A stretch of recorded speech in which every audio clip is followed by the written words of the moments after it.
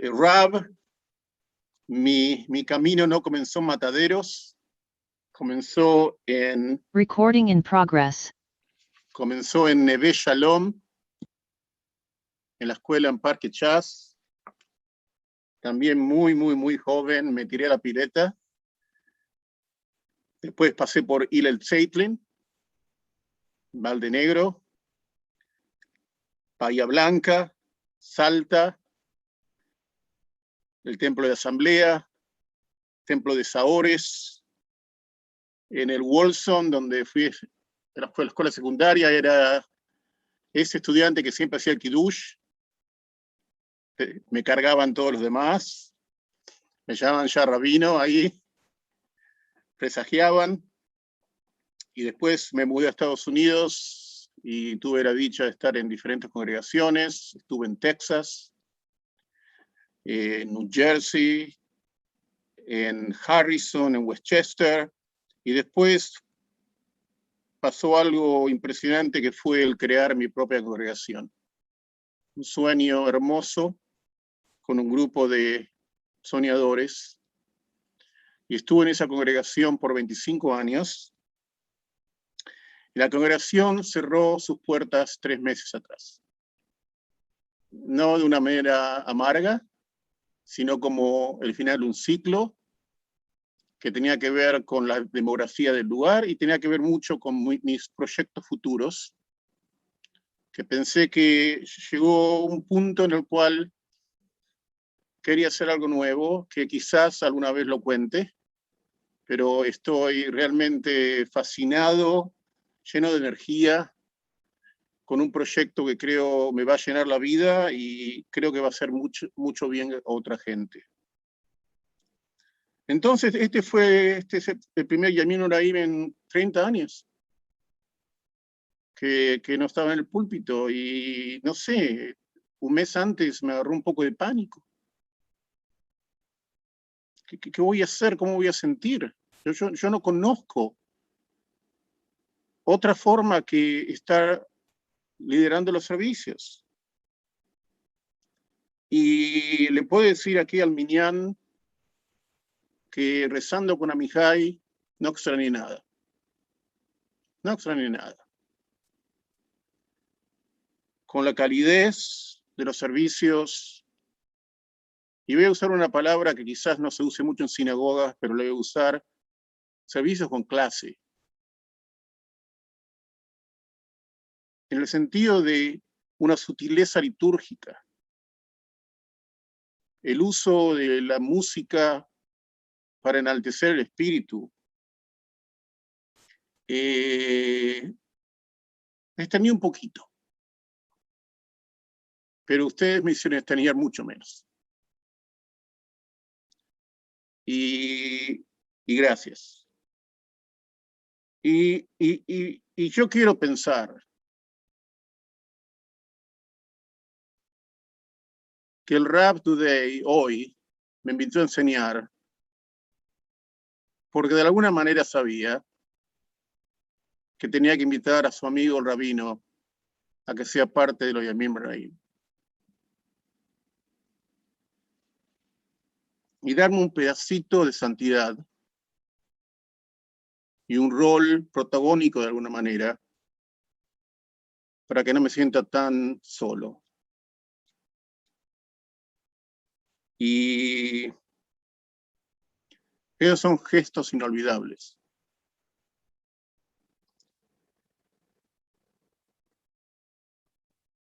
Voy a enseñar una clase hoy que no enseñaría en ningún otro lugar. Esta clase es para Mijay, y una vez que la termine, hoy seguramente la voy a archivar.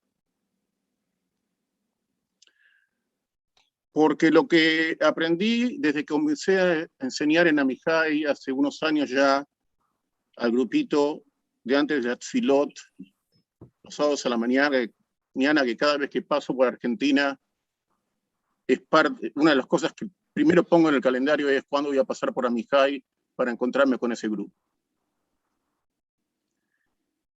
Y lo que aprendí es que puedo enseñar en Amijay a un nivel que no puedo enseñar en otros lugares. Y si se preguntan cómo un rabino como yo está cada Shabbat en la congregación, es porque lo que el Rab enseña es un nivel de Torah que tampoco se ve en otros lugares.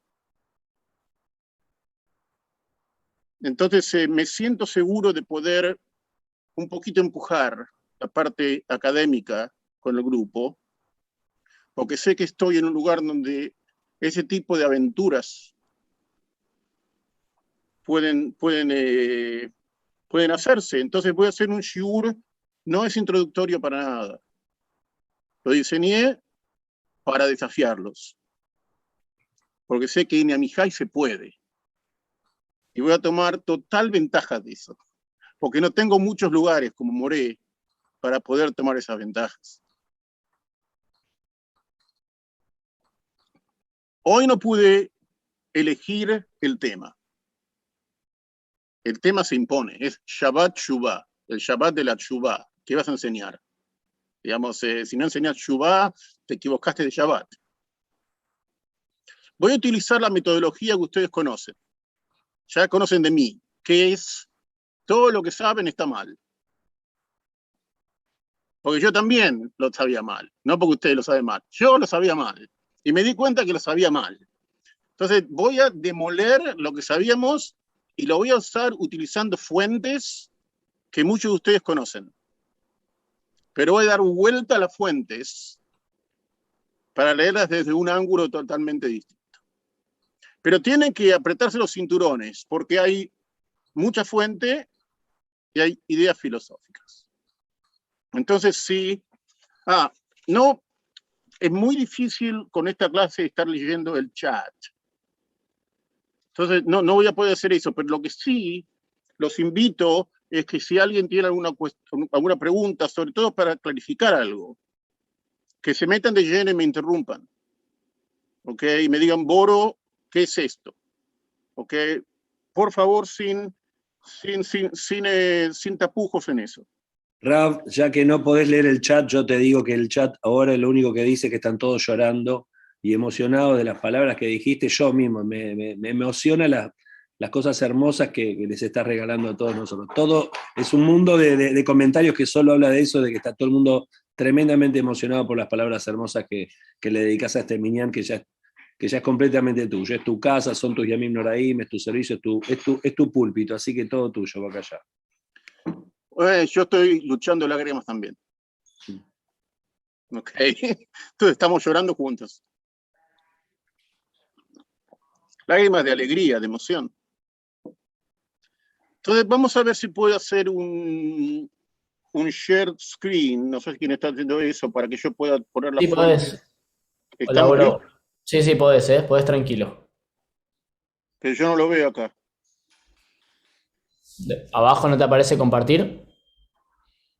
Debería. Sí, pero no me parece, no están las fuentes. Lo tenés que tener abierto. En tu compu. No, lo tengo abierto, por eso te digo. La tengo abierta, por eso te digo. Share, a ver. Ahí estamos. Ahí vemos tu internet. Porque yo tengo la fuente, ¿Lo tenés ahí en Word? sí, y lo tengo acá Bueno. abierto, lo veo abajo en mi computadora abierto, ¿viste? Ok, hagamos algo. Si querés, yo voy a hacer que dejes de compartir y vos volvés a poner share screen y te debería aparecer de vuelta el Word, ¿sí? Escuchame, si está abajo, es que no está abierto, Boro, ojo, tiene que estar abierto en la pantalla. Ok, ahí lo abrí en la pantalla. Ahora probá share screen. Ahora compartí. Sí, no está abierto en la pantalla. ¿Está el documento de Word en la pantalla abierto, decís? Sí, está en mi pantalla abierta, por eso me llama la atención. ¿Tenés más de una pantalla?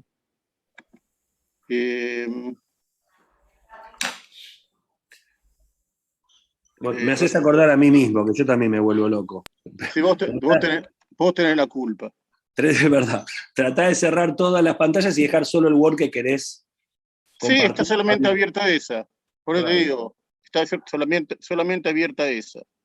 Y si otra es cerrar el Word y volver a abrirlo. Ok, Cerrarlo. eso Claro, lo puedo, eso si lo lo puedo hacer. cerrás, genial. Ahí lo cerré. Lo volvemos a abrir. Lo voy a abrir y dejarlo abierto en la pantalla. Lo voy a abrir.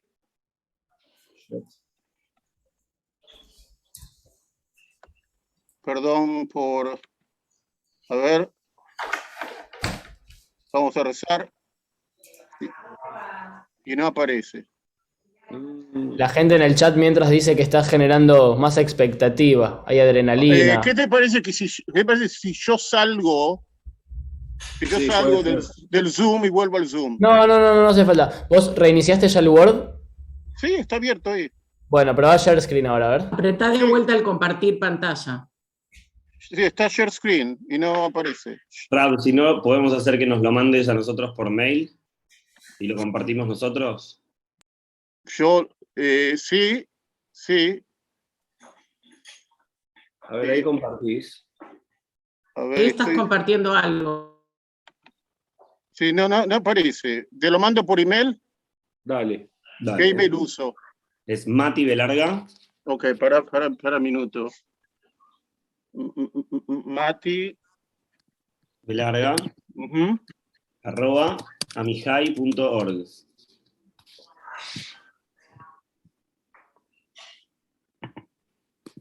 ¿Cómo los hago sufrir, ok. Boro, una sola prueba más. Prueba, poner share screen y tiene que haber un coso que diga desktop. ¿Que diga qué? O escritorio. No, está screen, iPhone pad y whiteboard. Screen. Estoy yo ahí en screen. A ver. Ah, ya sé lo que te estaba sucediendo. Arriba de share screen tiene que haber un basic. ¿Puede ser? ¿Lo ves? Sí, basic, sí. Toca en basic. No me hace nada. Está totalmente en avanzado. Tiene que Bueno. estar en basic porque si no, no te podés. Claro. Bueno, le mandás a Mati entonces Sí, por alguna razón no quiere salir del basics. Ok, déjame que te lo mando inmediatamente. Escucha, acá en compartir pantalla dice, un participante puede compartir a la vez o varios participantes compartir a la vez. ¿Puede ser eso? No. Bueno, ya No. tiene el permiso. Vamos a mandarlo. Mientras hacemos una pausa publicitaria, Ale. Sí, mientras voy contando. Importante, el miércoles obviamente Call Me Dre, 6:30, y todo el jueves el gran Yom Kippurim. Después obviamente vamos a tener llaves, y para Sukkot ya estamos preparándonos. Va a ser la primera noche de Sukkot, es el lunes siguiente, ¿ok? Estoy hablando del lunes siguiente a Kippur, a la noche, 7:30, y después el martes por la mañana. Y ese martes la idea es hacer de manera presencial, ¿ok? Don't worry, a los que están lejos, de alguna manera vamos a hacer también que esté la pantalla, pero la verdad que es Sukkot, y si bien venimos teniendo todas nuestras ceremonias de manera virtual, etcétera, la idea es a la mañana en Suques con el etrog y con los minim, estar ahí abajo de la suká, pedir la brajá que tenemos que pedir debajo de la suká, así que les vamos a pedir a todo el miñanazo de que está más cerquita del barrio chino, que sí nos acompañe en la tefilá presencial. Aparte va a ser en el jardín, al aire libre, súper cuidado, y de esa manera lentamente ir trabajando por el homenaje a este Shabbat, que se llama Shuvá, que es el del retorno. Empezar a volver a tener nuestras ceremonias presenciales también de los lunes, de los jueves, de los Hagim, de los sábados a la mañana. Obviamente dejando nuestro... Vamos a ver de qué manera le vamos a dar la vuelta para que obviamente todo el miñanazo que tenemos lejos de Argentina siga siendo parte, ni hablar de eso. Pero que los que estamos aquí sí empecemos a tener, Dios mediante, la participación que tanto estamos esperando dentro del Beit HaKnesset. Ale, mandado ya hace unos minutos, Buenísimo. Para dejar tranquilos a los que están un poquito más lejos y demás, y a los que les da cosa también venir y la gente y demás, darles seguridad de que todas las actividades y todas las tefilot van a seguir siendo online también, ¿ok? Está resuelto, no hay manera de que no estén online, así que vamos a seguir conectados más que nunca. Ok, muy bien. ¿Llegó? Mati, ¿lo tenés para compartir? Lo tengo. Muy bien, vamos. Ok. Vamos. Ok. Muy bien. Rap, cuento de nuevo lo de la llorada, así entramos en calor de nuevo. Ok. Entonces quiero que todo el mundo vuelva a llorar ahora. Dale. Así la clase entra con más emoción.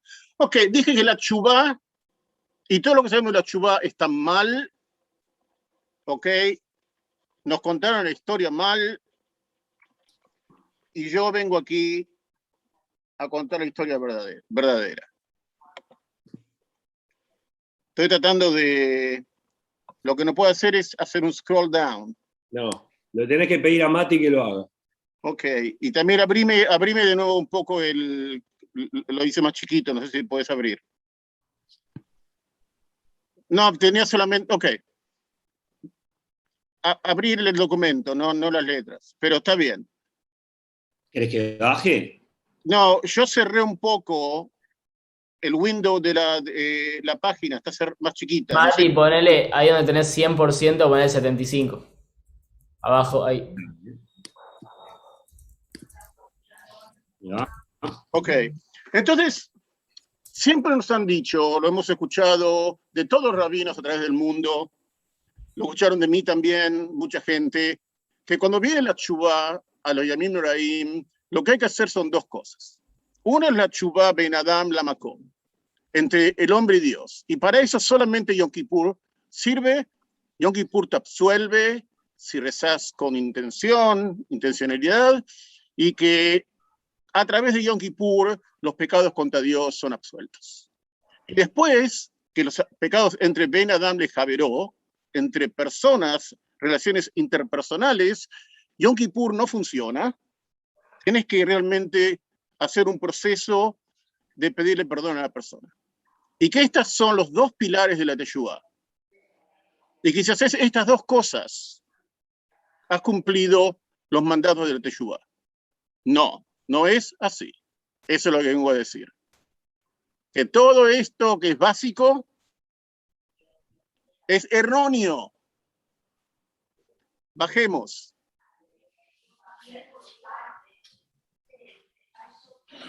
El Rab Kook, que fue uno de los rabinos más importantes de la modernidad, fue el rabino jefe de Palestina durante el Imperio Británico y es el rabino que es el fundador del movimiento sionista religioso de Israel. Una eminencia intelectual y espiritual, un místico. Él escribió un libro llamado Orot HaTeshuvah, las luminarias de la Teshuvah. Este panfleto, ensayo, es uno de los fuentes más relevantes de la Teshuvah, para entender la Teshuvah. Y miren cómo él categoriza o explica la Teshuvah. Cuando olvidamos la esencia de nuestra propia alma, todo se vuelve confuso y dudoso. La Teshuvah primaria, la que ilumina inmediatamente las tinieblas, es cuando una persona regresa a sí misma, a la raíz de su alma. Entonces regresará inmediatamente a Dios, el alma de todas las almas. Clarísimo. La teshuvá primaria no es con Dios. La teshuvá primaria no es con el semejante. La teshuvá primaria es de la persona consigo misma. Lo que llamamos Ben Adam Leatzmo. Y lo que está haciendo acá el Rab Kook es lo que llamamos una axiología de la teshuvá. Él nos está diciendo hay tres tipos de teshuvá que tenés que cumplir. No, está haciendo una axiología, lo que significa que la teshuvá de sí mismo es más primaria que las otras dos teshuvot. Este tipo de teshuvá antecede, precede, origina e ilumina la relación con Dios y la relación con el prójimo. Bajemos a la a la que viene. Siguiendo con Orot Shuvah, este libro magnífico sobre la Shuvah, el Rav Kook agrega, si alguien dijera que desea volver a Dios, pero no intentaría reunirse a sí misma, sería una teshuvá engañosa. ¡Wow! Ir a Dios sin primero ir a uno mismo es un engaño. Te estás engañando vos mismo. Porque estás creyendo que ir a un tercero te absolve del deber de ir a quien sos. Y la persona que va primero a un tercero sin ir a quien es, se está autoengañando. Tomar el nombre de Dios en vano a través de esos medios. Por lo tanto, es verdad, el mayor retorno es a uno mismo. Tanto para un individuo como para una nación, el universo y todos los universos. De hecho, todo el ser a su pertenencia para ser iluminado en la luz de la vida. Entonces, lo que les quiero sugerir a este punto que recién empezamos es que comiencen a ejercitar un cambio de paradigma en la Teshuvá y que cambien de la Teshuvá que llamamos transitiva a una Teshuvá que llamaría reflexiva. No hacia afuera, por una Teshuvá de búsqueda interna. Ahora, ¿de dónde saca esto Rav Kook? Digamos, no es una invención de él. Entonces, déjenme hacerle una pregunta que creo que nos va a decir de dónde saca esto Rav Kook. Adán y Eva, ¿en qué fecha transgredieron? Si tienen el calendario, si tienen ahí de iPad, iPhone, encuentran el iPhone de Eva o de Adán y buscan en el iPhone y dicen, uy, acá la pifiamos de todo. ¿Cuándo fue eso? Los rabinos hacen la pregunta, claramente. Okay, entonces, ¿cuándo los rabinos creen? Alguien trató de hablar, tapé. Decirlo de nuevo, por favor. Creí que alguien... No era yo, Yo había dicho. Antes de Rosh Hashanah sería entonces, creo. Muy bien. Parece que ustedes encontraron parece que alguno de ustedes encontró el iPhone. No. En Rosh Hashanah. La transgresión es muy importante porque hablamos siempre de Rosh Hashanah en términos de ¿qué es Rosh Hashanah? El comienzo del mundo, el comienzo de la creación, la renovación, todos conceptos teológicos que son muy importantes, pero hay un concepto teológico que generalmente no se habla en Rosh Hashanah. Rosh Hashanah es el nacimiento del pecado. En Rosh Hashanah se inventó el pecado.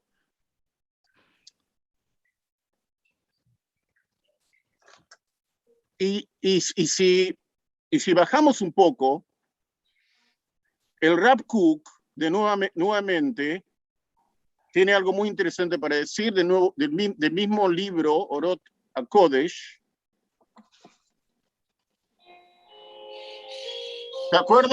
¿Se acuerdan lo que Dios le dice a Adán y Eva luego de la transgresión? La pregunta famosa que es Eija. Okay, Eija, que significa, como dice acá el Rav Kook, ¿dónde estás? Y el Rav Kook continúa, es la pregunta que se encuentra en el centro del pecado.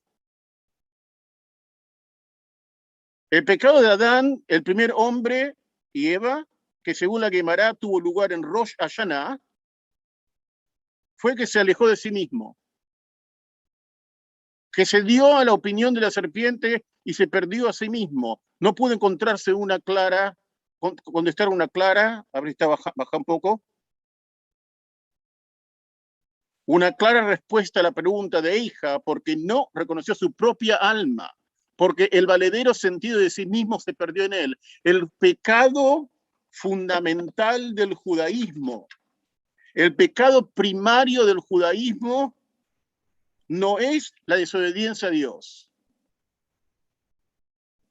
El pecado primario del judaísmo, Dios no le dice a Adán y Eva que tenía que haber dicho, la pregunta es, ¿qué hiciste? ¿Están locos? ¿Cómo es que ustedes transgredieron? No, Dios pregunta, ¿dónde estás? Porque el pecado original del judaísmo es la traición al sí mismo. La traición propia. El pecado fundamental del judaísmo es negociar la integridad, el faltarse respeto a sí mismo. Es muy fácil en Yom Kippur blanquearse con Dios o pedirle perdón al vecino. Pero mirarse al espejo y hacer teshuvá, eso es intransferible. Entonces, el pecado original del judaísmo no es un pecado como en otras religiones sexual, o es el pecado de transgredir la palabra divina. El pecado fundamental, si te preguntan en el judaísmo, es el irse a dormir una persona sabiendo que traicionó su potencialidad. Por eso el Rav Kook dice que la teshuvá más primaria es la teshuvá del sí mismo. Porque él lee Breishit y los rabanim, los rabinos, y ellos también entienden que el problema, cuando Dios dice Eija, es un problema existencial. Es un problema sobre la ruptura de la existencia de la persona. Y la única manera de que Yom Kippur pueda, los Yamim Noraim puedan subsanar eso, tiene que ver, como dice Rav Kook, con una búsqueda interna. Miren, cuando yo estaba estudiando Derecho en la UBA, hace muchos años, un año de Derecho Romano, digamos, hacemos cosas en esa época. Digamos, ¿qué voy a hacer? Yo no vuelvo a Roma. Denme en latín. Digamos, una locura. Entonces, era en la época en que la facultad iba con el sistema del Renacimiento, en el cual el abogado tenía que saber de todo. Entonces te hacían estudiar un montón de cosas que no tenían nada que ver con el derecho, y una clase que tomé fue sociología. Y me tocó, por fortuna, la cátedra del doctor Juan Carlos Agulla. Y Juan Carlos Agulla es quizás uno de los mejores sociólogos que la Argentina ha tenido. Entonces, lo que había que hacer, en esa época había que saberse el libro de él de memoria. Si sabías el libro de él de memoria, pasabas a la clase. Entonces, el libro se llama La promesa de la sociología. Y me acuerdo, un librito, 200 páginas, tenía la tapa de color plateado brillante. Y leí la segunda página y me quedó algo grabado, para siempre. Agulla dice lo siguiente: si nosotros vemos el desenvolvimiento del ser humano, él nota algo, que siempre estudiamos primero cosas que no tienen que ser con el hombre. Estudiamos zoología, Aristóteles, estudiamos metafísica, nos volvimos locos estudiando los planetas, y la psicología y la sociología son las ciencias que al final se desarrollaron. Entonces Agulla dice, ¿por qué la filosofía, la psicología y la sociología se desarrollaron al final? Y él dice lo siguiente: el ser humano tiene tanto miedo de sí mismo, la humanidad tiene tanto miedo de saber quién es, que hizo todo lo posible por generaciones de estudiar todo lo que no tenga que ver con la humanidad. Hay un pánico existencial de adentrarse a sí mismo. Y buscaron estudiar todo lo que pudieron que no esté conectado a quiénes somos. Y solamente al final, un loco como Freud y Max Weber, con sociología, desarrollaron esas ciencias. Yo creo que lo mismo pasa en el ser humano, con nosotros, a nivel individual. El ser humano tiene una tendencia, como Abuya habla con a hacer lo más posible para eludir, confrontarse con el sí mismo. Y hemos utilizado la teshuvá con Dios y la teshuvá con el prójimo como escudos de hacer el trabajo interno primordial. Entonces, lo que yo quiero hacer con ustedes ahora, que ya les dije una introducción, esta fue la introducción, quiero ver con ustedes 3 teorías de qué es el ser. 3 teorías de qué es el ser. Tenía 50 para elegir. Me llevó mucho trabajo elegir a 3. Pero los elegí estos 3 porque se van a conectar con las fuentes que leemos. 2 son conocidos y 1 no tan conocido. El primero es René Descartes, el segundo es David Hume y el tercero es Sigmund Freud. A lo que voy a hacer, les voy a dar una reseña de qué cada uno de ellos cree que es el ser, el self, el ser. 5 minutos cada uno. Le estoy dando prácticamente un semestre de teorías filosóficas del ser en 10 minutos. ¿Ok? Entonces, el primero es René Descartes, francés. René Descartes se hace una pregunta. ¿Cómo sabemos que sabemos? ¿Cómo sé que sé? Y él trae una metodología para resolver el problema, que es, bueno, vamos a dudar de todo. Dudo, dudo, dudo y dudo, hasta que llego a un punto en el cual no puedo dudar más, porque ya dudé de todo. Cuando llego a ese punto que no puedo dudar más, eso es lo que sé. Entonces, primero dudo de los sentidos, la vista, el oído, el olfato, el tacto, porque distorsionan. Después dudo de la tradición, porque no puede confiarse y no hay cómo comprobarla. Después dudo de la filosofía, porque los filósofos se contradicen unos a los otros. Y después de dudar todo, llegó a una conclusión. Hay una cosa que yo sé, que estoy dudando. Que estoy dudando, eso no me lo puede sacar nadie. Y si estoy dudando, y eso es algo que yo sé, y puedo dudar, eso quiere decir que estoy pensando. Porque para dudar tengo que pensar. Y por lo tanto, ahí trajo el cogito ergo sum, pienso, luego existo. Pero ojo, ese pienso, luego existo, tiene que ser entendido desde el punto de vista de que pienso porque estoy dudando. Y todo ha sido puesto en duda. Pero aparte, Boro es el principio científico. Sí, él cree en las ciencias, muy bien. Sí, digamos, eso es lo que esa duda metódica. Exacto. Sí, le tenemos que dar gracias a Descartes por crear las ciencias. Y que cuando uno a veces uno no está bien con uno mismo y no se puede encontrar con uno mismo, tampoco está bien con el resto. O sea, por supuesto, ahí está la cosa. 100%. Seguro. Grande. Por eso, si no tenés, si la teshuvá no es una teshuvá primaria interna, ninguna de las otras dos puede funcionar.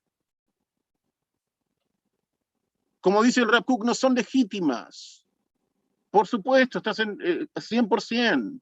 Pero nadie habla de nadie. En ningún lado se habla, se usa, se empieza a hablar de la chubá desde el punto de vista de que primera chubá es la chubá personal.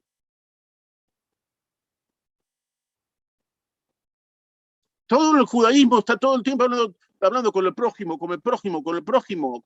Cantamos esa canción.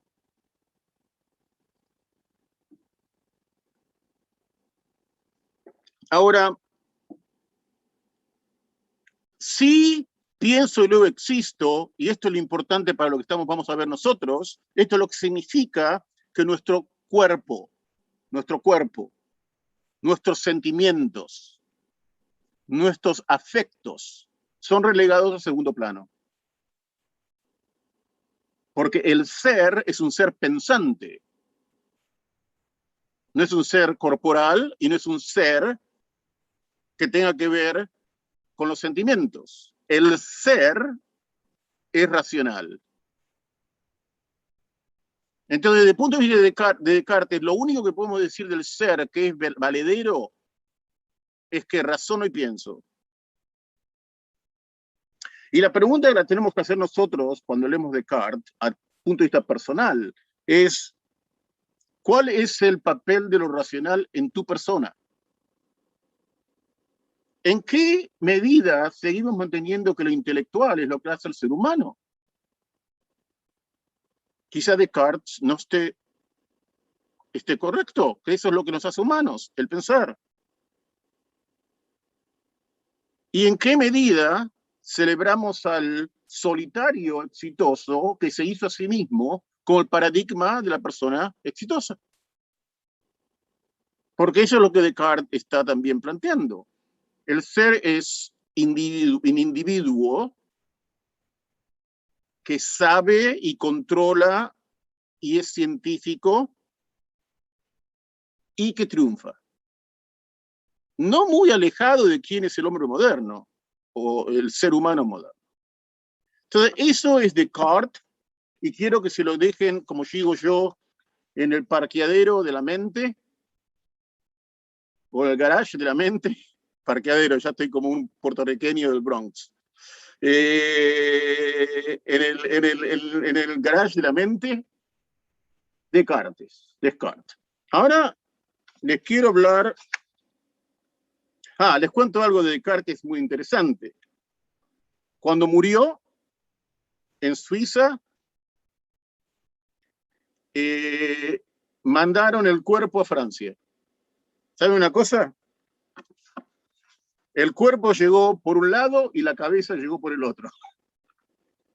No se sabe cómo, porque parece que la Hebre Cadilla de Suiza estaba funcionando mal ese día.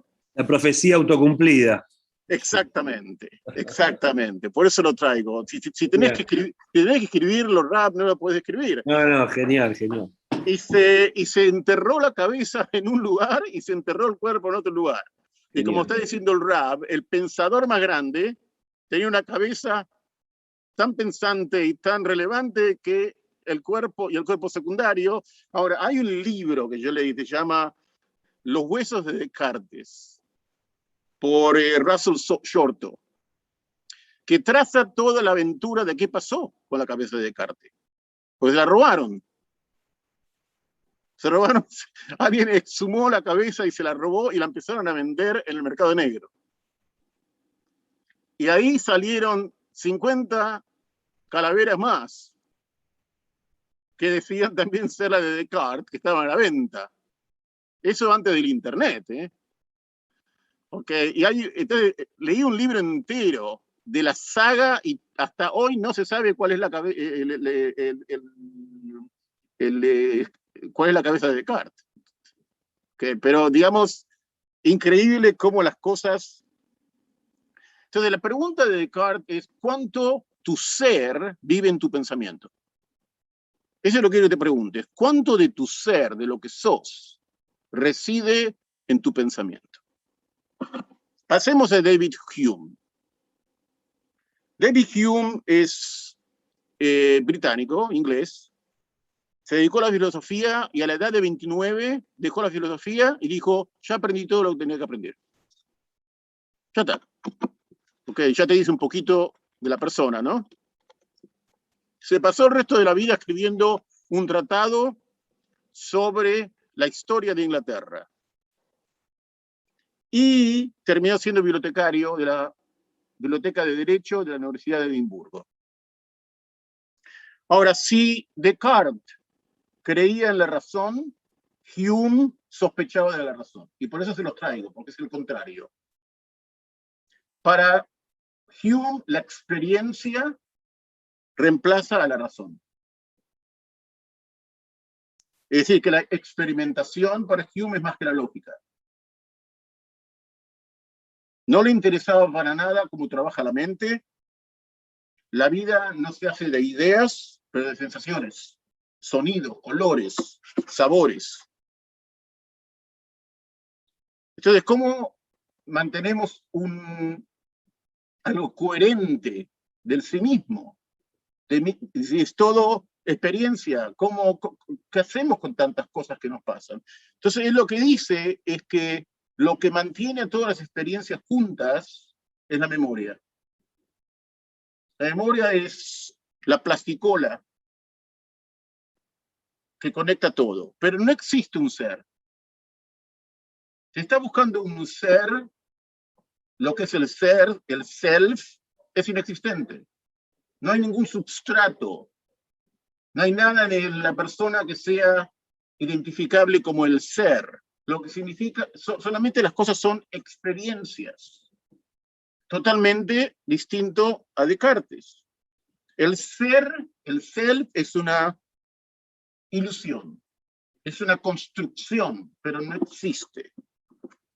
Y aquí la pregunta que te hago a ti, como te hice preguntas de Descartes, es ¿en qué medida la memoria es la base de quién sos? Entonces tenés acá dos parámetros, el parámetro del pensamiento y el raciocinio y el parámetro de la experiencia y la memoria. Si tenés que buscar a uno, ¿dónde te sitúas más cerca uno del otro? No son exclusivos, pero tratá de buscar un acercamiento a uno. Y finalmente, a Freud, que Freud hizo una cosa que no había hecho antes nadie cuando se trata del ser. Freud lo complicó todo. ¿Ok? Él quería complicar todo porque quería pacientes. Entonces era bueno para los business, para los negocios.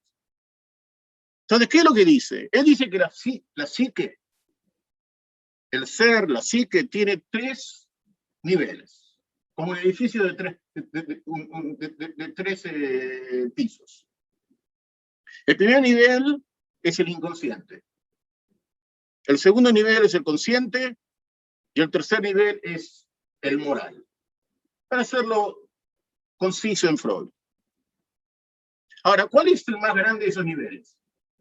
¿Dónde está el departamento de dos ambientes y dónde está el departamento de 4 ambientes acá?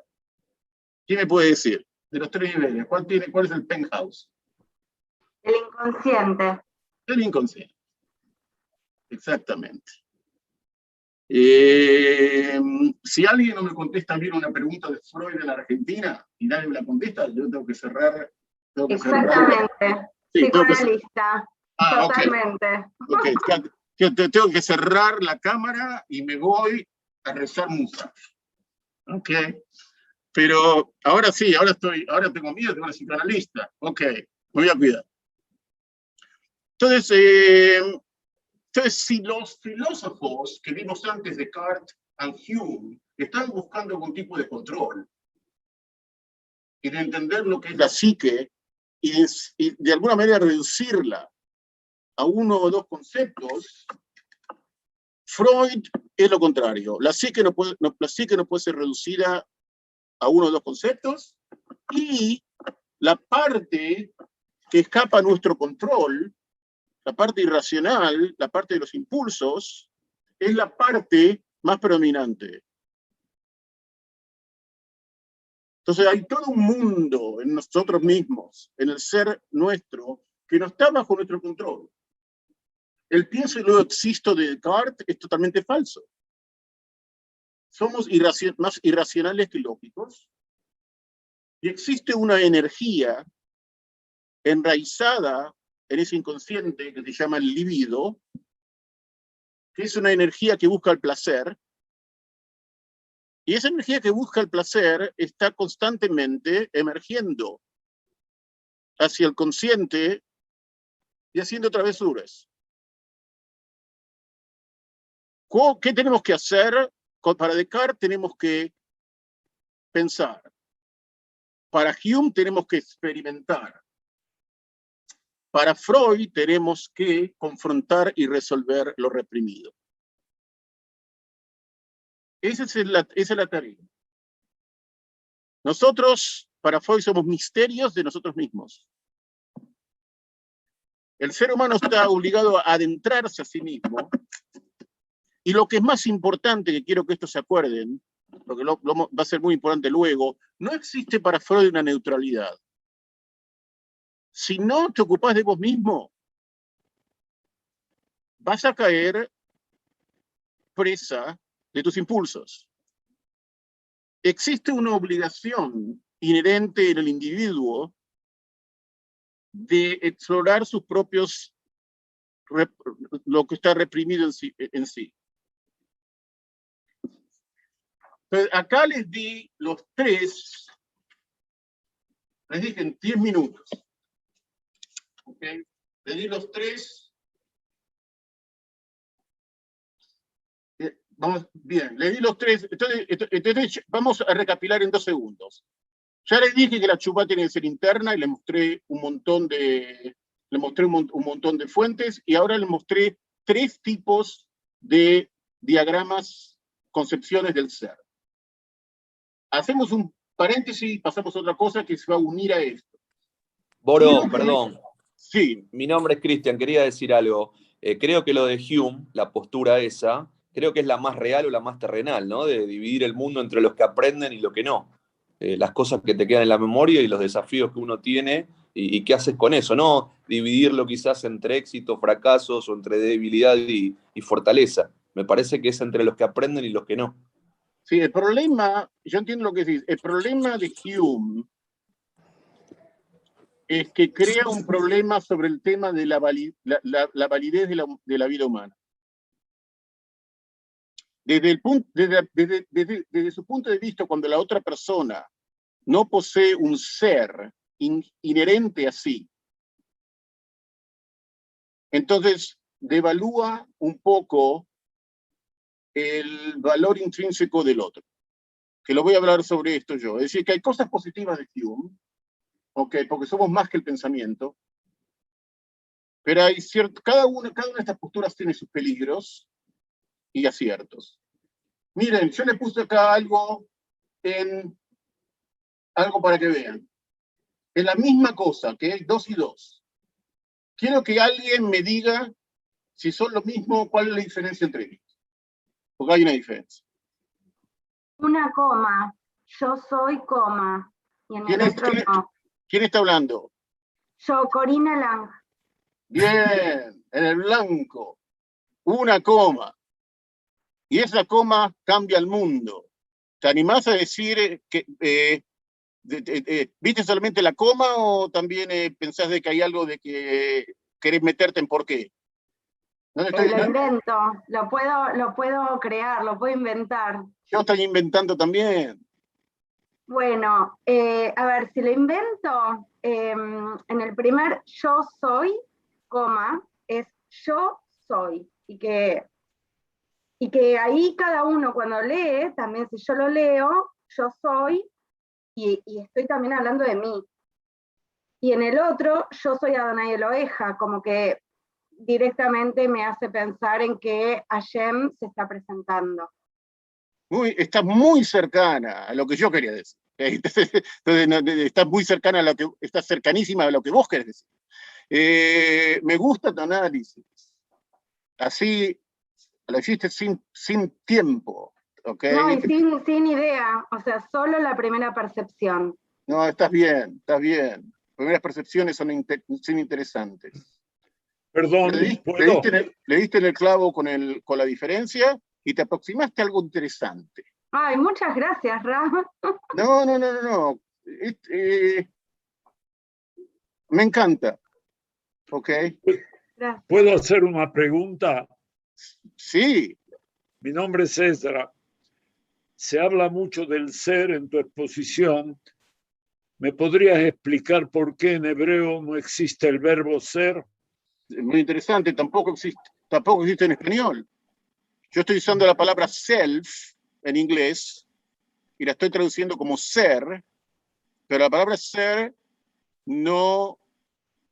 realmente no explica lo que es self. El self en inglés es más profundo, es más... No sé darte una respuesta, pero cuando preparé esta clase sabía que ese iba a ser un problema. Porque no tenemos en algunas lenguas esa posición teológica de que existe. Y mira, una de las razones, Ezra, es porque estoy explicando que es un concepto elusivo. Los filósofos, como dije, podía haber traído 50 filósofos, te están peleando sobre si existe o no el ser, o el self. Entonces, no tengo una respuesta para vos. Está en inglés, no está en hebreo, atzmo no es lo mismo, y no está en español tampoco. Estoy usando ser como una aproximación. Ahora, quiero volver a esto. No me acuerdo, creo que era Beatriz habló antes, si me acuerdo el nombre correcto. Corina. Corina, que dice... Corina. Grandiosa Corina. Le dio en el clavo. Cuando vos decís yo soy, en la primera, Adonai Eloheja, con una coma, quien te sacó de Egipto de la casa de esclavitud, y si le sacás la coma, yo soy Adonai Eloheja, quien te sacó del Egipto de la casa de esclavitud, lo que estás haciendo en la primera versión, estás diciendo que yo soy, o soy yo, es independiente y autosuficiente e intrínseco de todo lo que Dios ha hecho después. En la primera versión, Dios establece al self, al ser, como el mensaje primario de quién Dios es. Dios no es porque sacó de Egipto, que es generalmente la manera que se explica este versículo, se explica, yo soy Dios porque te saqué de Egipto, entonces yo soy Dios porque te saqué de Egipto. No, es una lectura equivocada. Yo soy. Lo que primero establece Dios es la santidad del ser. Y esa santidad del ser está no condicionada a hacer nada. Lo primero que Dios hace en los 10 mandamientos es crear para el ser humano el ser. Una cosa que ya entendemos de esto, que a diferencia de Hume, el ser para el judaísmo existe.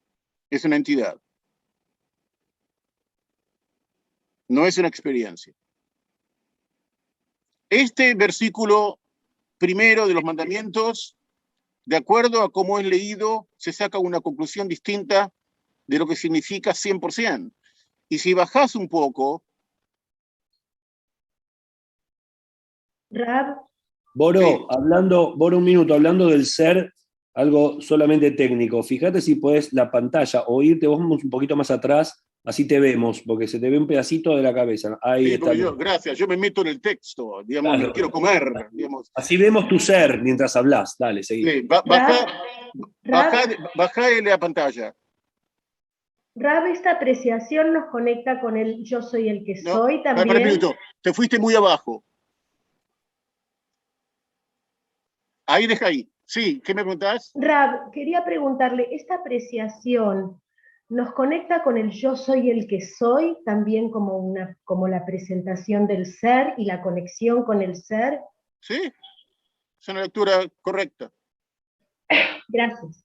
Digamos, lo que inventa Dios, digamos, el regalo precioso de Dios al hombre es la constitución del ser, del ser. Ese es el regalo de Dios.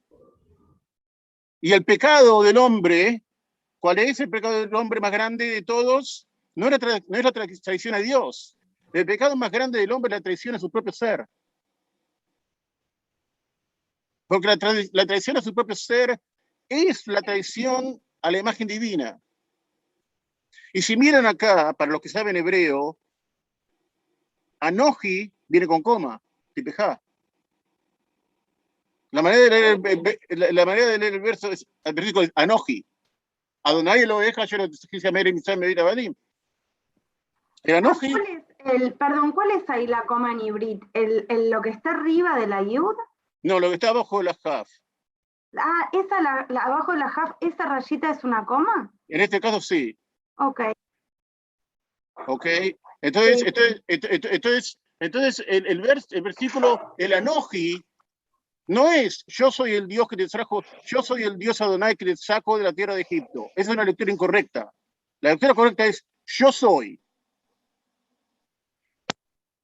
El que te sacó de Dios el que te sacó de la tierra de Egipto. La creación, lo que establece Dios primero en su relación con el hombre es enseñarle al hombre de que el ser es preciado y sagrado de cada persona. Por eso te saco de Egipto. Claramente eso lleva a sacarte de Egipto, pero filosóficamente y teológicamente el ser precede a la acción. Vos cuando vas al comedor popular y le das de comer a alguien, no le das de comer a alguien porque es una buena acción. Vos le das de comer a alguien porque esa persona como un ser es infinitamente valioso. Reconoces en el otro que el ser es algo preciado e infinito. Entonces sí, haces una buena acción como Dios te sacó de Egipto. Pero Dios te sacó de Egipto solamente una vez que Dios establece que el ser es sagrado. Me recuerda cuando Ale nos dio la clase sobre Kedoshim y decía Kedoshim Tiu, y ahí es donde establecía justamente que estaba por encima, que deberíamos ser sagrados, y también lo relacionó con el pensamiento de Descartes, que lo rebaja el pensamiento, la existencia. Ok. Por eso, y no lo charlamos. ¿Alguien conoce lo que es la roca Tarpeya? Esa roca, la roca Tarpeya. ¿Escuchó hablar de la roca Tarpeya? Donde tiraban los griegos a quienes... ¿No? ¿Es esa? Estás ahí. Donde los griegos tiraban a las personas con discapacidad, a las personas que no... Muy bien. Todo bien, pero son los romanos. Ok, pero digamos los griegos y los romanos son parientes cercanos. Pero lo importante es que le pegaste exacto. Entonces la roca Tarpeya era una roca en Roma, en el cual cuando ejecutaban a alguien, la tiraban desde la roca al vacío. Y mucha gente importante murió ahí. Filósofos, pensadores, políticos. Pero ¿saben a quién también tiraban? Como lo dijeron recién, tiraban a las criaturas deformes. ¿Por qué? Porque no, ¿para qué vas a gastar tiempo y recursos en una persona que no es totalmente humana? Aristóteles escribe que los judíos están locos porque no matan a los chicos deformes. Ahí estás con los griegos. ¿Por qué pasa esto? Porque Dios estableció en el mandamiento número 1, Anoji Adonai, Anoji. El ser de una persona es sacro e infinito sin interesar la condición de la persona. Porque el judaísmo establece el ser como sagrado.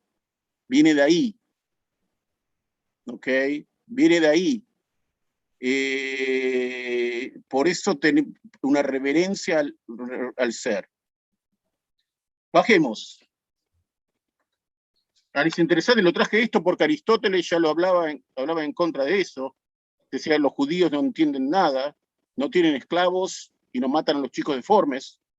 Ya en esa época, había una cuestión cultural de esa manera. Vamos a saltear esto por una cuestión de tiempo.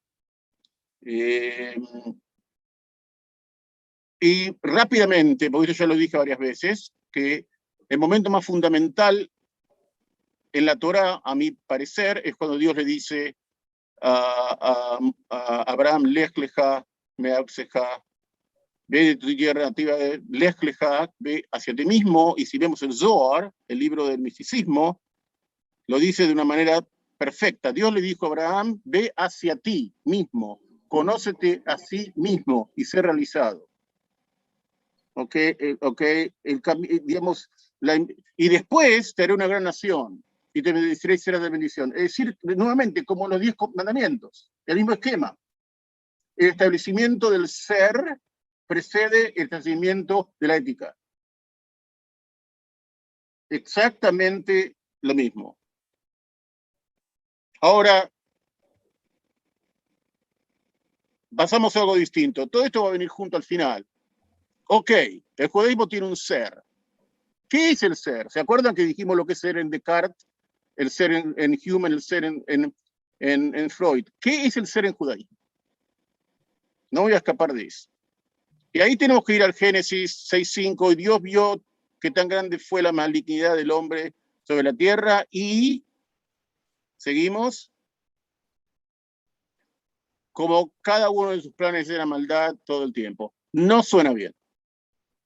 No suena bien. Como carta de presentación del ser, flojo, ¿eh? Flojo. Quizá por eso necesitamos tanta chuva. ¿Okay?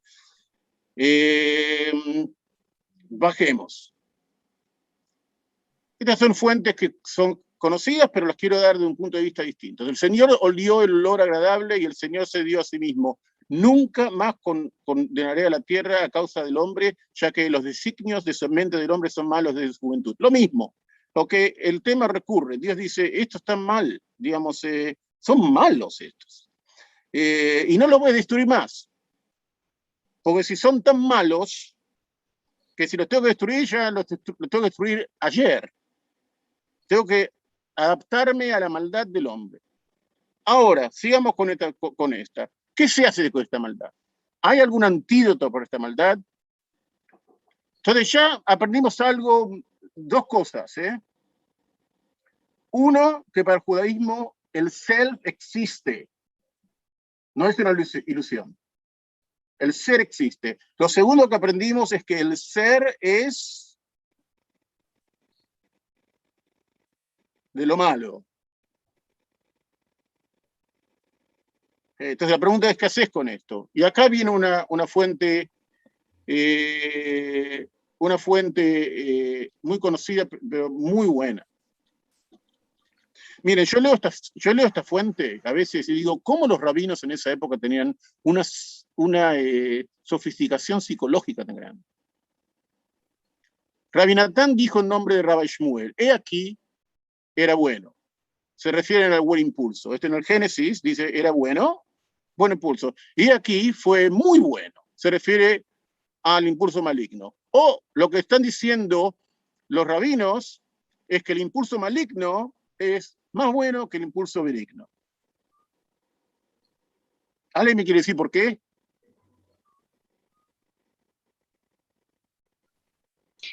El Rabale nos dice siempre, Moro, que si no fuera por el Yetzer Hará no haríamos nada, no. Muy bien. No progresaríamos. El Rabale libro. ¿No será que el impulso, perdón, no será que el impulso maligno apuntaba a modificar la realidad? Por supuesto. Es el motor de todo. Exacto. Pero vamos a ver unas cosas acá. Sigamos. Bien, hay fundamento. Puedo moverme rápido entonces. ¿Puede entonces el impulso maligno ser muy bueno? Eso ya es extraordinario. Pero si en el impulso maligno, sin embargo, ningún hombre, sigamos, construiría una casa, tomaría esposa y generaría hijos. Pregunta. De estas tres cosas, no, subí, está yendo muy rápido. Pregunta, de estas tres cosas, construir una casa, tomaría esposa y generaría hijos. En general, ¿qué impulso es en el hombre? En general. Si tenés que decir, construye, bueno, deseo, porque el construye, deseo. tomaría, engendra, claro. Es un Deseo está muy impulso bien. social, un impulso social. Es el deseo. Ahora, Rap, eso no es un poco, digamos, nos deja nada más que los hombres, al hombre como género, que solamente tenemos nosotros el impulso este, porque si no, no tomaríamos esposa. Bueno, son los rabinos. Mira, si los rabinos hubieran vivido hoy, hubieran escrito distinto. Yo estoy seguro. Entonces yo lo haría unisex. Hoy lo transformaría para cualquier lado, para los dos lados. La libido. La libido, muy bien. ¿Quién dijo eso? Yo, Claudia. Claudia, muy bien. ¿Que sos también psicoanalista? No, no, para nada. Está bien, no te quería ofender. No, al contrario, me gustaría ser, pero no soy. Está muy bien. Es Freud, esto es Freud. Esto es Freud, esto es Freud 2000 años antes de Freud. Era libido, el impulso que es del placer y del sexual. Los rabinos ya lo entendían.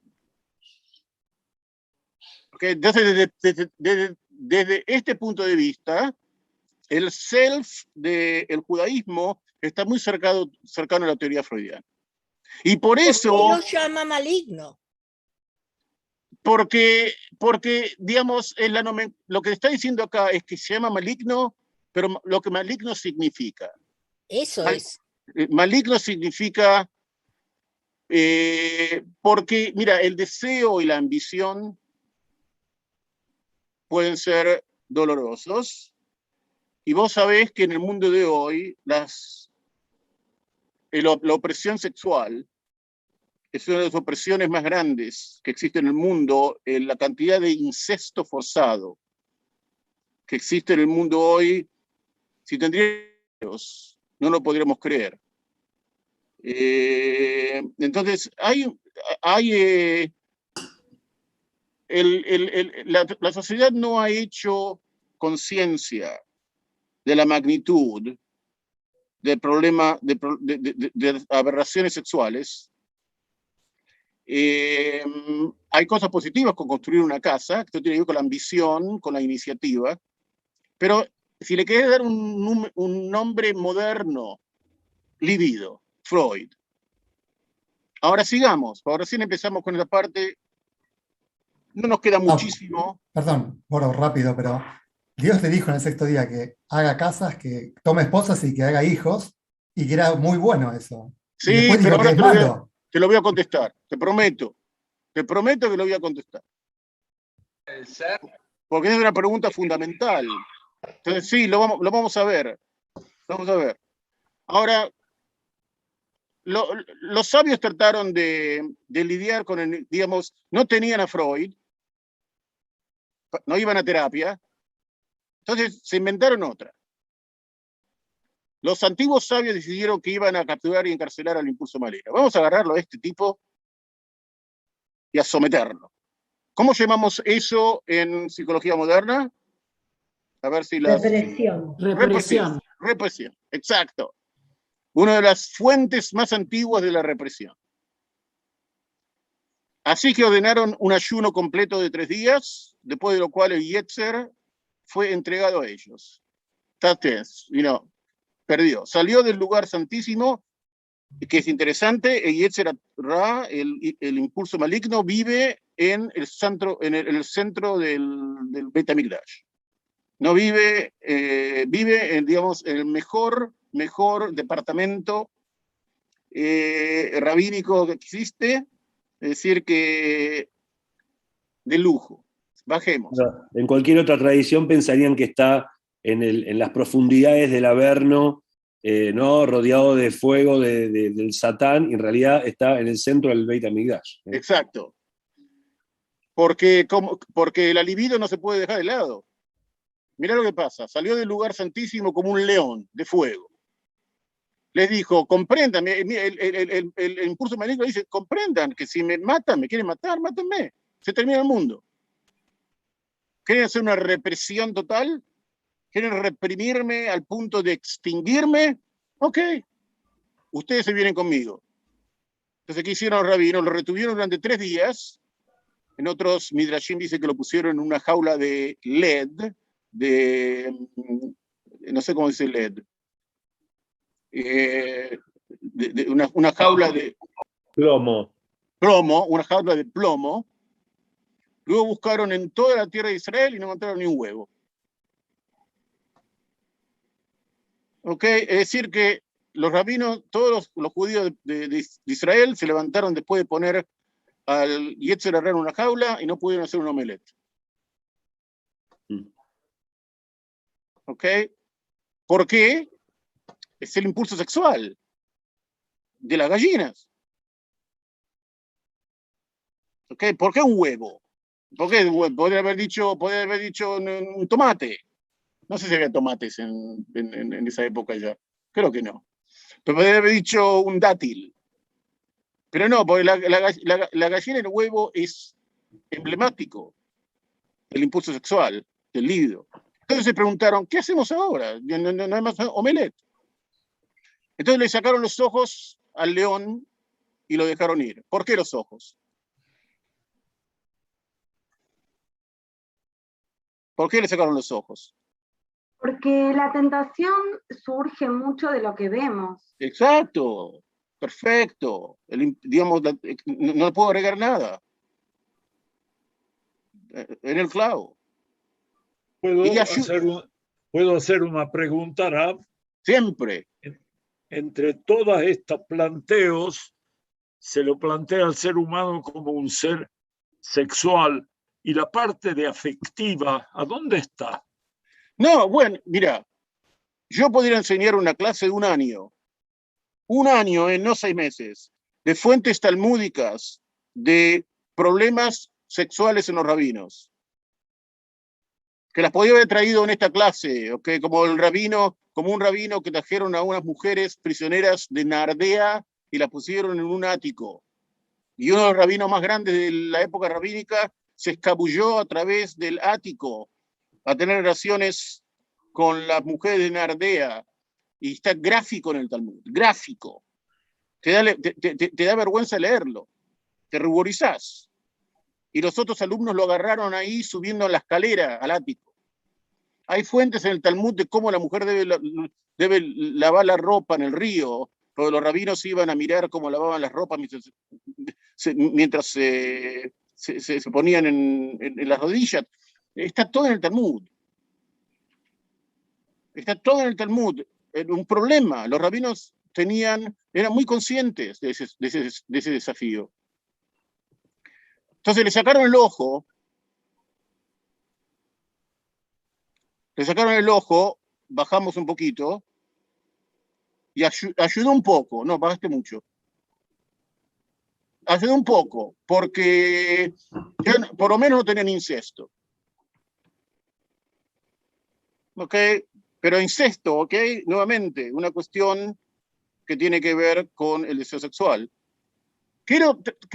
A este momento quiero traer un poco a Freud para ver los correlativos. Claramente que el profesor Yosef Yerushalmi, bendita su memoria, uno de los historiadores más grandes que tuvo judíos, tuvo Estados Unidos en la Universidad de Colombia, escribió un libro sobre las raíces psicoanalíticas de Freud en el judaísmo.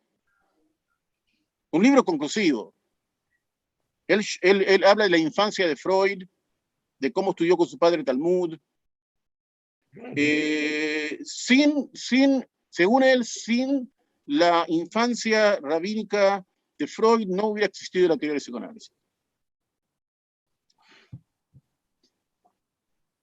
Digamos, hay psicoanalistas acá en la clase, Yerushalmi con I latín, Y. Es un libro para los que quieren saber muy rompe esquemas. Entonces, el inconsciente es la parte... ¿Cómo se llama, perdón, Rab, cómo se llama ese libro de Yerushalmi con Y?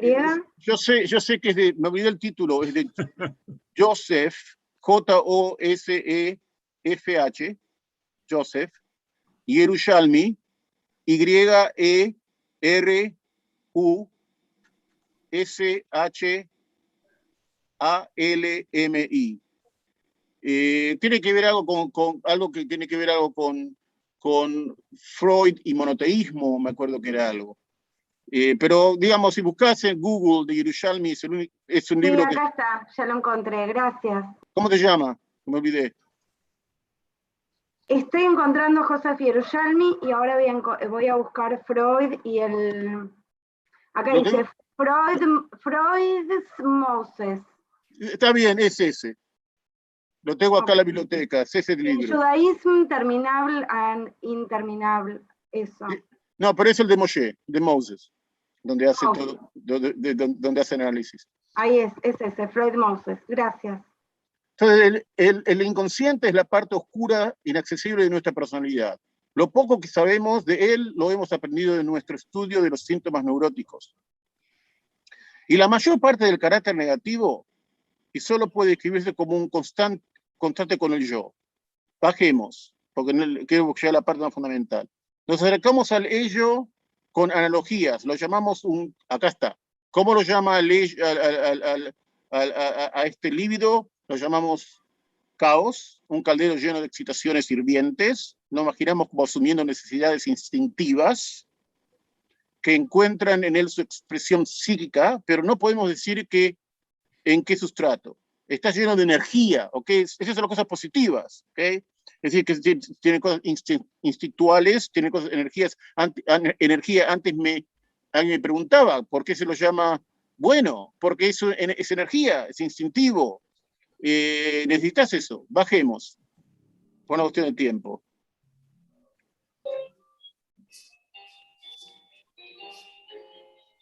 Ok. Un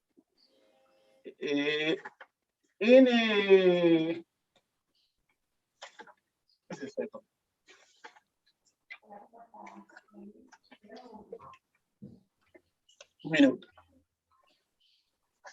Es decir, que en los rabinos, como en Freud, los dos, existe lo que se llama una topografía del ser. El ser es complejo, es compuesto, y el ser no es neutro.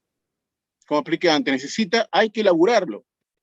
Hay que elaborar el ser. El ser dejado a sí mismo se corrompe, porque tiene fuerzas internas que necesitan ser estudiadas y resueltas. Es decir, que el ser judío, y esto es lo que quiero decir, el ser judío cuesta trabajo. La gracia de Dios no te va a salvar. Ok.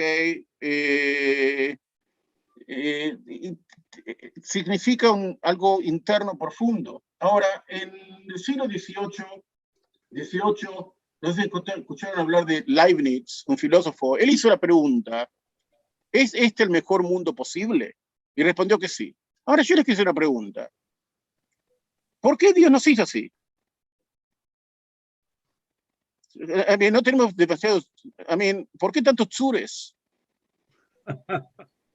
Okay, ¿por qué no crear un ser que nos dé más najes? Digamos, ¿por qué todo este desastre? Entonces, yo le llamo esto, somos el mejor ser humano posible. Okay, esto es lo que Dios pudo hacer, digamos, come on. Y esta es la respuesta que nos dan los rabinos. Bajemos. Esto no es los rabinos. Esto es un estudio que hizo Yehiel Michael Epstein, que es un rabino del siglo XIX, que escribió un Aruch HaShulchan, que es un tratado explicando el Shulchan Aruch, el código. Una fuente muy importante. Viene a explicar por qué somos como somos. Los ángeles sirven a su creador y no tienen Yetzer Hara. Los animales, por otro lado, tienen Yetzer Hara, pero carecen de inteligencia. El resultado es que los ángeles no pueden recibir recompensa por su servicio, ya que no tienen Yetzer Hara para que superar. ¿Ok? Esto que me preguntaban antes, ¿para qué sirve Yetzer Hara? Bueno, si no, no sumas puntos. Y los animales no pueden ser castigados por sus acciones, ya que no tienen la inteligencia. Por lo tanto, Dios consideró necesario crear al ser humano en el sexto día. Y acá es muy importante esta palabra, por eso la puse en rojo. La creación del ser humano es una necesidad. La manera en que somos es una necesidad. Es como que Dios no tuvo libre albedrío.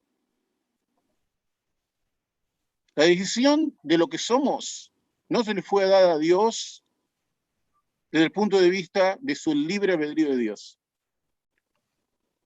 La creación del ser humano es una manifestación de lo necesario. Somos la opción, somos la tercera opción necesaria entre las dos opciones primeras.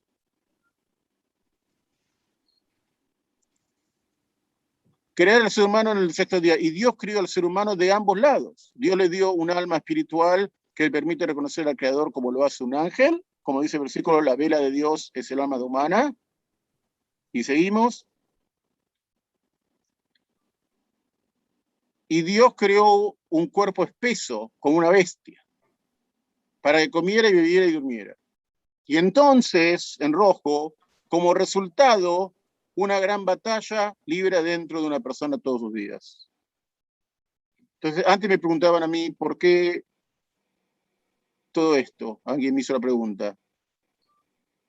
Porque no había otra. No había opciones. O sos un ángel o sos una bestia. Pero si sos un ser humano, desde el punto de vista intrínseco a la humanidad, es una batalla. La batalla del ser humano, la batalla que tenemos es no se puede, unavoidable en inglés, unavoidable, no se puede saltear. Es constituyente. Inevitable. Es existencial. Entonces la pregunta... Y no termina nunca. No. No es que un día haces teshuvá y listo. Exacto. La teshuvá está bien, pero no termina la batalla. Claro. Y si vas a hacer teshuvá, como debemos, ¿no? Como debemos, como dice el Rav Kook y otras fuentes que vimos, empieza con el ser mismo.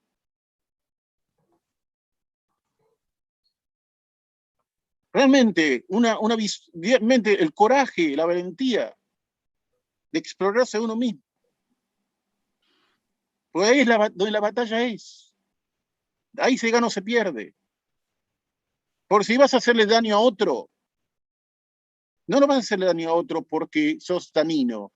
Te haces daño a otro por quien sos. No por quien la otra persona es. Y si te vas a alejar de Dios y perder la fe, tenés que hacer la pregunta interna de qué me pasa. Miren, yo les cuento algo. Yo estudié con Marcia Mayer, que habrán escuchado. Me tocó la suerte de los últimos años de él. Lo agregué al final. No podías ir a la escuela rabínica sin ir a terapia. Él te decía, si no vas a terapia no te dejo ser rabino. A mí eso me quedó. Yo fui a terapia toda mi vida hasta hoy. Hasta hoy.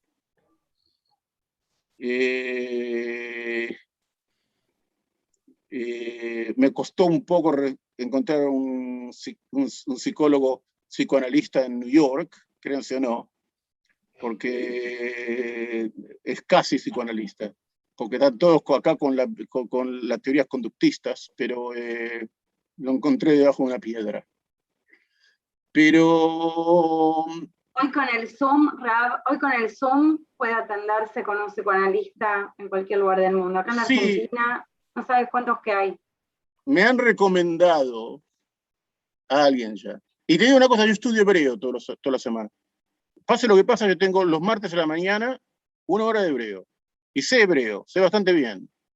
Pero para mí es una cuestión espiritual. Yo esa lengua a mí me toca el alma, no No, yo hablo hebreo, escucho, leo las noticias en hebreo y no sé. Y luego con una profesora en Argentina. Ok, en Buenos Aires, mi profesora de hebreo. Como si estuviera al lado. Una cosa increíble. Entonces, sigamos, vamos a la fuente, tenemos una fuente más, porque no quería poner demasiadas, aunque ya puse bastantes, es que bajemos un poco. Sí, se nota, pusiste poquitas porque no tenés muchas fuentes, claro, entiendo. Bueno, tuve que elegir. Quiero poner una más, ya terminamos esta. Mira, esta la tengo que hacer, esta la tengo que hacer porque esta sí. Yo quiero que alguien me diga lo siguiente, no bajes. Yo quiero que me diga lo siguiente, cuando termine de leer, quiero que alguien me diga a cuál de los 3 filósofos esta fuente pertenece y por qué. Es una pregunta fácil, ¿eh? Así que hay que apurarse. Torah como antídoto. Si te dedicas al estudio de la Torá, no serás entregado a las manos de la inclinación del mal. Como se dice, si lo haces bien, no serás enaltecido. Aquel que se dedica al estudio de la Torá se eleva por encima de la inclinación del mal. Y si no te dedicas al estudio de la Torá, estás entregado a su poder. Como se dice, el pecado se agacha a la puerta. Hijo mío, si este miserable, la inclinación del mal, encuentra a usted, llévelo a la sala de estudio. Es decir, vaya a estudiar Torah. Así como una piedra rompe un martillo, también uno puede vencer su inclinación del mal, que es tan fuerte como un hierro, mediante el estudio de la Torah. Pregunta, ¿a cuál de las teorías del ser se... Descartes. ¿Quién dijo eso? ¿Quién dijo eso? La primera persona que habló. Joyce. ¿Quién sos? Joyce. Sí, te escucho. ¿Quién sos? ¿Quién soy yo? Nada. Sino que es del pensamiento, lleva el pensamiento, lleva a que medites. Entonces, por eso pienso que Descartes. Muy bien, en el blanco. Esto es el Jewish Descartes. ¿Ok? Es Descartes comiendo un sándwich de pastrón. Muy bien. Le falta el pepino. Con pepino. Mara, le pegaste. Esto es la reducción del judaísmo a lo racional. Que la Torá te va a salvar todos los problemas. Que el texto es la solución al conflicto interno y externo. Voy a contar una historia, chiquita. Uno de los grandes talmudistas del mundo moderno, Haim Yerushalmi. Pero realmente estamos hablando de uno de los genios del Talmud moderno, en New York. Desgraciadamente se pasó unos cuantos años en Auschwitz. Y él cuenta esta historia. Una vez estaba caminando por la barraca y el capitán nazi estaba comiendo un salame, un Leverbush. Y él mira y ve que el papel en el cual tenía envuelto el salame era una página de Talmud.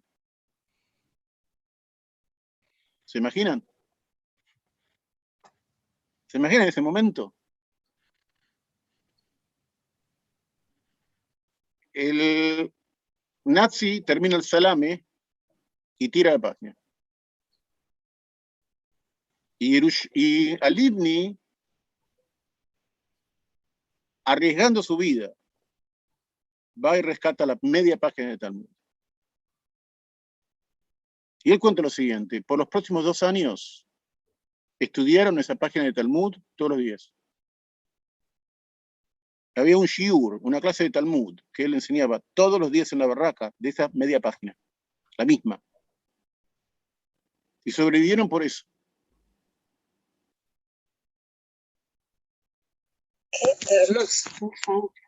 Sobrevivieron por eso. El texto se transformó en la realidad alternativa que les dio vida. Ellos no vivían en la barraca, ellos vivían en el texto, en esa página. Eso es lo que ha hecho el pueblo judío por generaciones. Y la historia nos ha matado. los romanos, los griegos, ¿qué hicieron los rabinos? Los rabinos no tenían lugar en la realidad. Crearon una realidad alternativa, la Torá, el texto. Claramente esto se puede llevar a los extremos de aquellos que se las pasan 24 horas al día, 7 días a la semana, retiró, en la yeshiva no haciendo nada en el mundo, porque el texto se ha transformado en el mundo. Pero tienen que entender que viene de esto, ¿no? El texto es un refugio de realidad donde no vas a encontrar Yetzer Hara. Mientras que estés en el texto y en tus pensamientos, entonces estás escudado de la maldad. Por lo menos esa es la premisa, ¿no? Entonces, es un texto interesante este que les traje, lo debería traer. Es una versión descartiana del mundo, con todas sus ventajas y todos sus peligros. Nos sirvió bien. Nos sirvió por generaciones para sobrevivir. Pero a veces tenemos una tendencia en el judaísmo en que todo va a través de las fuentes. Todos nosotros tenemos una tendencia. Muy intelectualizado. Yo creo que Amihai, en su estilo, es una respuesta a eso. De mantener el nivel intelectual, pero agregar la dimensión espiritual. Creo que hay una fuente más. De hecho, algo parecido hay en el Pirkei Avot, al texto que mostraste. Porque lo vimos los jueves en el curso de Amati. Cada cosa que estoy diciendo la vieron en la semana pasada. Y bueno, no, pero esto fue hace varias semanas. Mati, no me acuerdo, mira, no sé. Mati puede dar testimonio. Me gustaría saber qué es el texto. Bájalo, porque creo que ya terminamos. Hay una más. Una más. Los dejo con una que les va a dar para pensar. Porque no creo que les di nada para pensar. Se nos enseñó en una braita.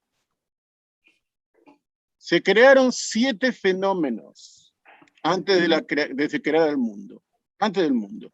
Y son la Torá, antecede al mundo, la Tshuvá, el jardín del Edén, el infierno, el trono de la gloria, el templo y el nombre del Mesías.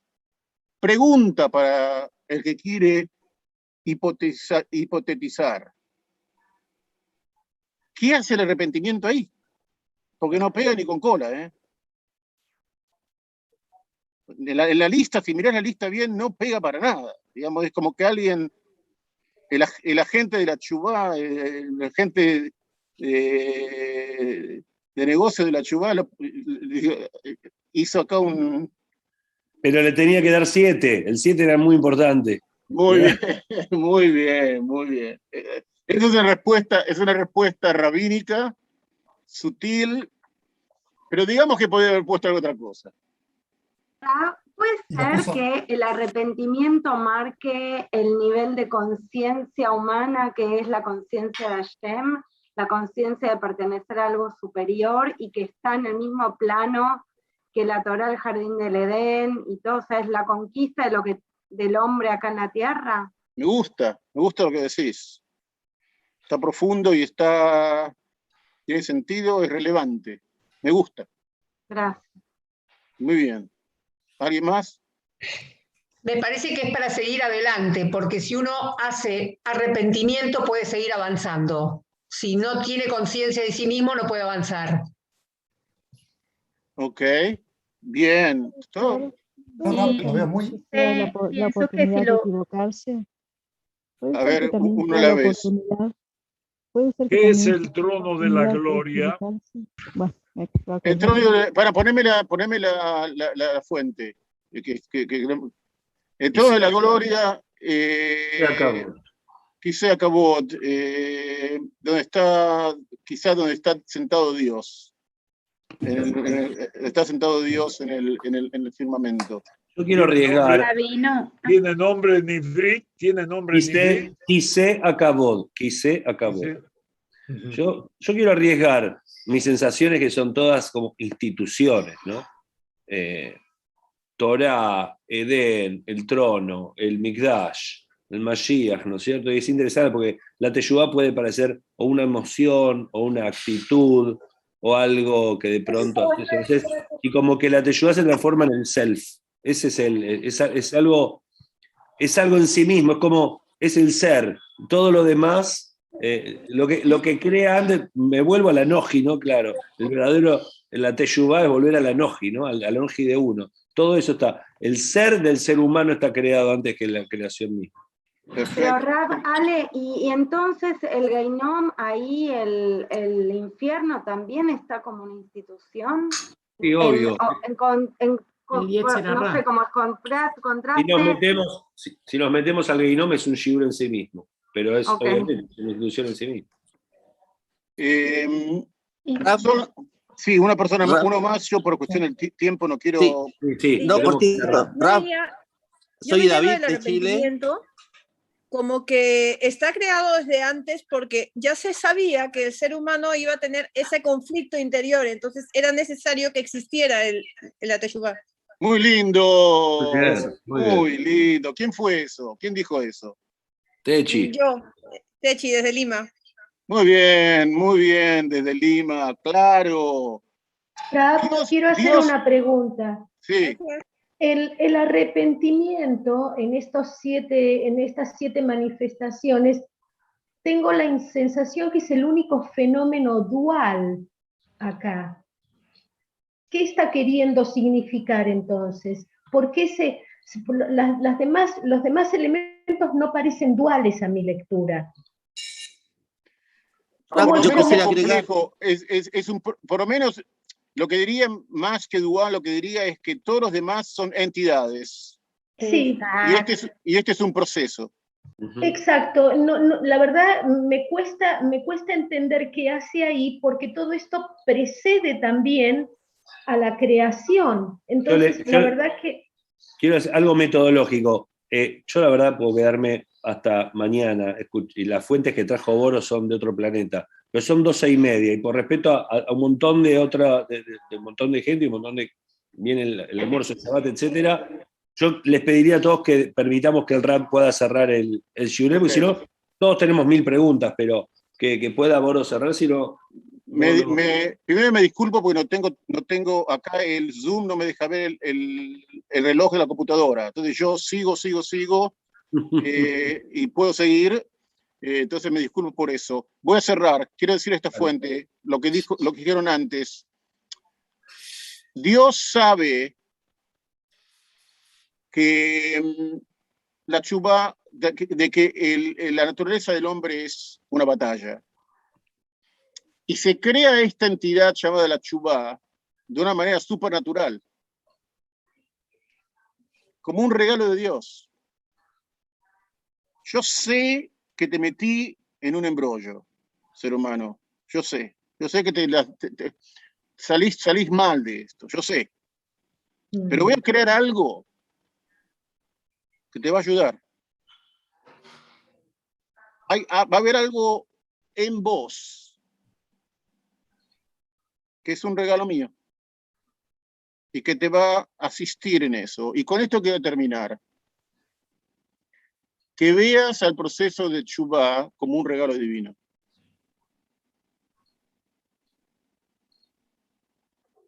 Es un proceso humano, pero el arte de cambiar, y el arte de explorar, y el arte de intuir, son un regalo de Dios. Qué hermoso.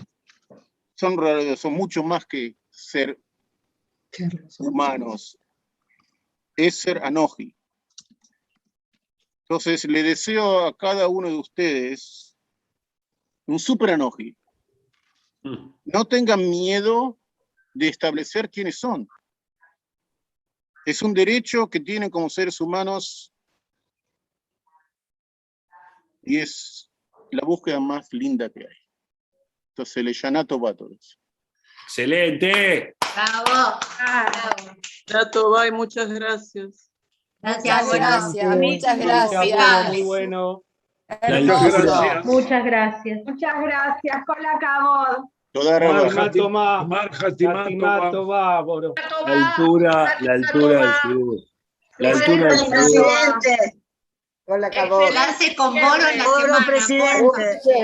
La verdad, la altura del shiur, un Shabbat Shuvá épico para la historia. Excelente cierre. Encima dice, no, traje pocas fuentes porque qué sé yo. Mirá Encima dice que trajo pocas fuentes, no puedo creer. Tremendo, Boro. Por poder compartir. Que de lo bueno poco. Yo me anoté 20 cosas porque le choreé todo.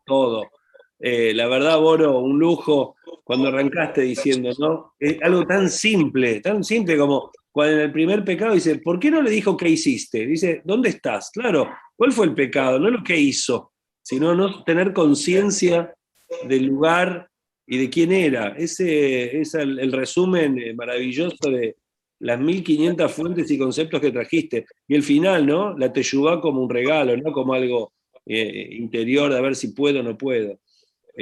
La sola idea de, y es verdad, uno a veces cree que, bueno, ahora tengo que perdonar el error del otro, lo que hizo el otro, o hablar con Dios de las cosas que hice con él, y nada de eso es real y sincero si uno no busca adentro quién quiere ser. Porque uno puede decirle al otro, no, yo no soy esa persona que te hirió. Pero si primero no hablaste con vos de qué persona sos, entonces también es mentira. La verdad que, Boro, un regalo en lo personal, a mí en lo personal me hizo bien este shiur, estudiarte, saber de tu Torá y tener el lujo de tenerte en nuestro minyan. Con la cabot. Y feliz día para los dos, ¿eh? Son dos grandes maestros, de verdad. Sí, tal cual. Justo empieza la cosa ahí. Justo. Gracias a los Qué dos. bueno. Feliz día del maestro para los dos. Muchas gracias, no había entendido, gracias. Sí, claro. Muy bien. Podríamos haber seguido a Abdalá. Nos quedamos hasta mañana, pero hay que hacer musaf. No me canso. Hay que hacer musaf. Gracias, Hagamos musaf y Boro. después seguimos. Y a todos. Seguimos con musaf. Mati, vamos. Vamos con musaf. Cerramos Boro, ponete a leer las cosas, las barbaridades que te escribieron en el chat ahora, Las barbaridades que te escribieron en el chat. Dale, vamos. 127, musaf. Se nos va la tefilá. Mati, perdón, hay que agregarle los agregados de Shabbat Shuvá. Sí, correcto. Exactamente. Gracias, Cris. Sí, tenemos agregados, así que vayamos acompañándonos ahí. Van a haber algunas cositas diferentes nada más. Baruch atah Adonai Eloheinu b'lei avoteinu Eloi Abraham Eloi Yitzchak Eloi Yaakov האל הגדול הגיבור ונאל עליון גומל חסדים טובים וקונה הכל בזוכר חסדי אבות ומביא גואל לבני בניהם למען שמו ואהבה זוכרנו לחיים מלך חפץ בחיים זוכרנו לחיים מלך חפץ בחיים בחודבנו בספר החיים למענך אלוהים חיים מלך עוזר ומושיע ומגן ברוך אתה אדוני מגן אברהם אתה גיבור עולם אדוני מחיה מתים אתה רב להושיע מוריד הטל מכלכל חיים בחסד מחיה מתים ברחמים רבים סומך נופלים ברופא חולים ומתיר אסורים ומקיים אמונתו לשני עפר מי כמוך בעל גבורות ומידו מלך מימית ומחיה מצמיח ישוע מי כמוך ברחמים זוכר יצוריו לחיים ברחמים בנאמן אתה להחיות מתים ברוך אתה אדוני מחיה המתים נריצך ונקדישך כסוציח שרפי קודש המקדישים שמך בקודש ככתוב על יד אביך בקרסל זה ואמר קדוש קדוש קדוש אדוני צבאות מלוא כל הארץ כבודו כבודו מלא עולם משרתיו שואלים זה לזה איה מקום כבודו לעומתם ברוך יאמרו ברוך כבוד אדוני ממקומו יפן ברחמים ביחונם המייחדים שמו ערב הבוקר בכל יום תמיד, פעמיים באהבה, שמה אומרים, שמה ישראל, אדוני אלוהינו, אדוני אחד, הוא אלוהינו, הוא אבינו, הוא מלכנו, הוא מושיענו, והוא ישמיענו ברחמיו, שנית לעיני כל חי, והוא ישמיענו ברחמיו, שנית לעיני כל חי. להיות לכם לאלוהים, אני אדוני אלוהיכם, ובדברי קודשך כתוב לאמור, ימלוך אדוני לעולם, אלוהיך ציון לדור ודור, הללויה לדור ודור, נגיד גודלך ולנצח נצחים, קדושתך נקדיש, ושבחך אלוהינו מפינו לא ימוש לעולם ועד, כי אל מלך גדול וקדוש אתה, ברוך אתה אדוני המלך הקדוש.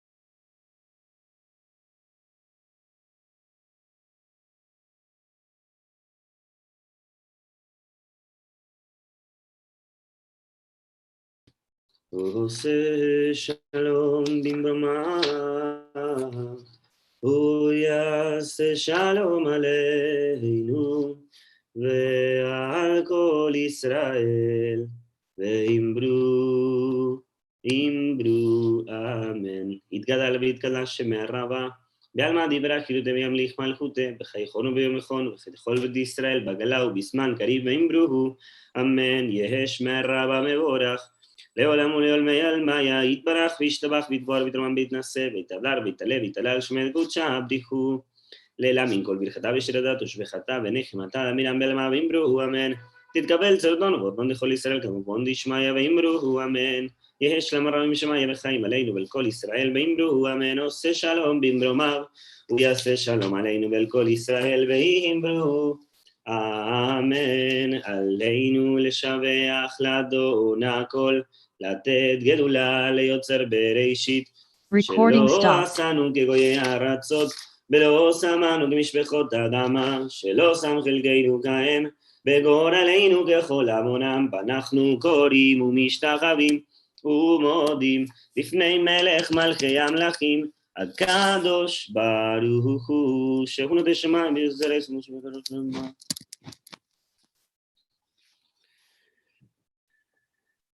כי אדוני הוא האלוהים בשמיים ממעל, ועל הארץ מתחת אין עוד.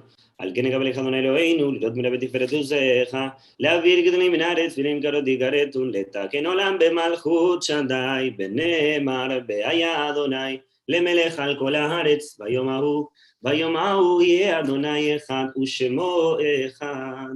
יגדל ויתקדש שמי רבה, ואלמא דברה חילותי וימליך מלכותי, חייכון וביומכון ככל בית ישראל והגלה ובזמן קריב, אמרו אמן. יהא שמי רבה מבורך לעולם ולעולמי עלמיה, יתברך וישתבח ויתפאר ויתרומם ויתנשא, ויתהדר ויתעלה ויתהלל שמי קודשה בריחו, לעילה מן כל ברכתה ושירתה ושבחתה ונחמתה אמירם, ואמרו אמן. יהא שלמה רבה משמיא וחיים עלינו ועל כל ישראל, ואמרו אמן. עושה שלום במרומיו, הוא יעשה שלום עלינו ועל כל ישראל, ואמרו amén. Salmo 27, en la página 150 de los rojos. Le David Adonai Bishimi Mira, Adonai Maos Jaime Mietja, Albicaba le Medei Mejor el Besalet Sarebe, Baili Machu, en Aflu, en la Mejane, lo de Tacum, en Hamad, sobre Meteach, Ajal Jet Medonai, Oda, Shibi Medonai, con Imekagel, no, entonces, ve, jaló, en su pobión, se debe ser lo, se debe venir. En un Rashi, le van su de Javelo, de Ruashi, a los Amadonai, y de Kraven venir. Deja María Shona, hay verdades, algo